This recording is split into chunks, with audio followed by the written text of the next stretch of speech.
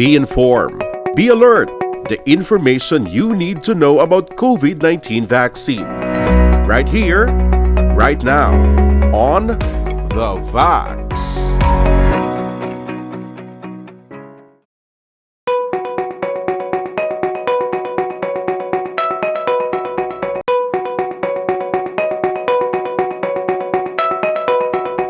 Ang cocoon effect, amo ni ang goal habang wala pa kitag kapabakuna sa mga bata.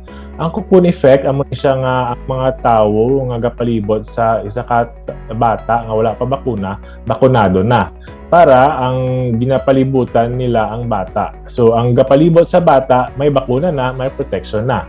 Meaning, hindi nakalusot ang virus pagkatapos sa bata nga wala pa bakuna. Kaya ang upo niya sa balay, ang gapalibot sa iya, bakunado na. Habang gahulat pa kita nga mag-go signal ang DOH nga pwede na bakunahan ang mga bata, ang importante ang mga tigulang nga kupod nila sa balay, bakunado na para sila ang ma-serve nga protection sa mga bata.